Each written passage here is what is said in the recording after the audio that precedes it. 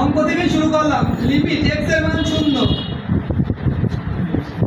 1 minus cos 7x by 3x square 1 minus cos 7x by 3x square। এখন কথা হলো এই অঙ্কটা আবার মানে এই লাইনটা আবার তুললাম, শুরু করতে চাইলাম ভুলে দিয়ে ফেলছি।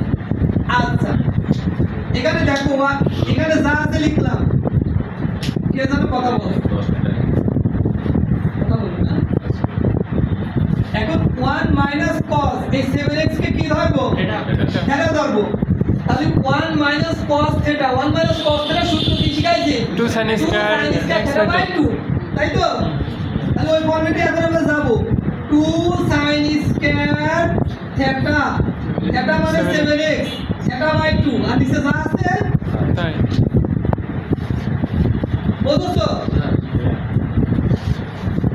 1 minus cos theta সমান 2 sin square theta by 2।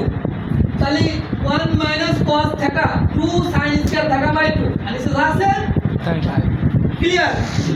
আচ্ছা নেক্সট এই 2টা সামনে নিয়ে আসলাম, লিমিট নামাই নিয়ে আসলাম। এখন কথা হলো sin উপরে আছে না নিচে আছে? উপরে। তাহলে উপরে যে কোন সূত্রটা? এটা না এটা? 2 নম্বরটা। এটাতে sin উপরে আছে, তার মানে এই সূত্রে নিয়ে যেতে হবে। আমি এই সূত্রে নিয়ে যাব। অর্থাৎ sin theta by theta format বানাবো। তাহলে sin theta মানে 7x by 2 আর তাহলে sin theta by 7x by 2 by theta। তাহলে sin theta by theta format হয়েছে।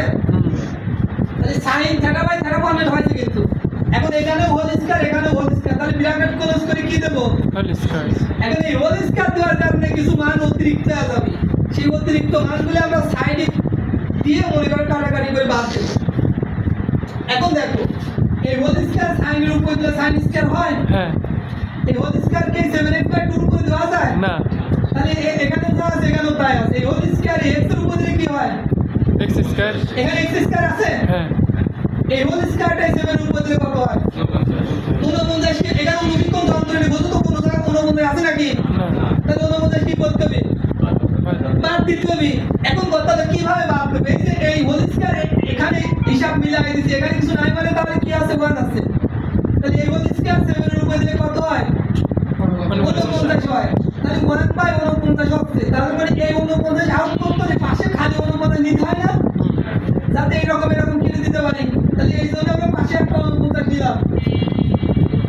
এখন খেয়াল করো এই হোল স্কয়ার এর 2 এর উপর দিলে কত হয়? 4। অনুবিকরণ যন্ত্রে কত? এখানে কত 4 আছে না। তাহলে 4টাকে আউট করতে হলে কি গুণ করতে হবে? 1/4 1/4 নিতে হবে। ভাই কেন 1/4 নিলাম? এই দেখো আগের অঙ্কটাতে শিখালাম, উপরে হিসাব মিলাই দিছি এই জন্য উপরে 1। এই হোল স্কয়ার মানে এই হিসাবটাও মিলাই দিছি এই জন্য এখানেও কিছু নাই মানে 1। এই হোল স্কয়ার 2 এর উপর দিলে 4 হয়। তাহলে 1/1/4 এটা উল্টা হইছে, খালি 4 হয়। আর খালি 4 কে আউট করতে হলে অবশ্যই 1/4 নিতে হয়, যাতে 4 কেটে যায় উপরে নিচে। এই জন্য 1/4 নিছি। এখন কথা হলো এই পর্যন্ত অনুবিকরণ যন্ত্র নিয়ে খোঁজতে 3 কাজ কোনো জায়গা করেছে নাকি? না। করতে হবে না? সবার কাজ তো করতেছি, তাহলে এটা 3 কাজ করতে হবে। এখন তাহলে উপরে হিসাবকে এখানে মিলাই দিছি, তাহলে এখানে উপরে হিসাব মিলাই দিছি, তার মানে কিছু উপরে হবে 1। তাহলে আর এখানে নিচে কি পড়ে আছে? 3 পড়ে আছে। 2 আছে 2 লিখলাম। শর্ত সহ sin theta by theta এর মান আমরা কত জানি? 1। এইটুকু মান 1 জানি। আর পাশে যে মানগুলো আছে 49 * 1/4 * 1/3 সব লিখে দিলাম।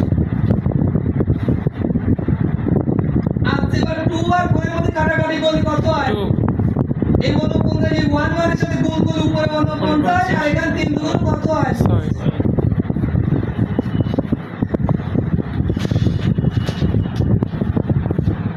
এবার এটা দিকে তাকাও।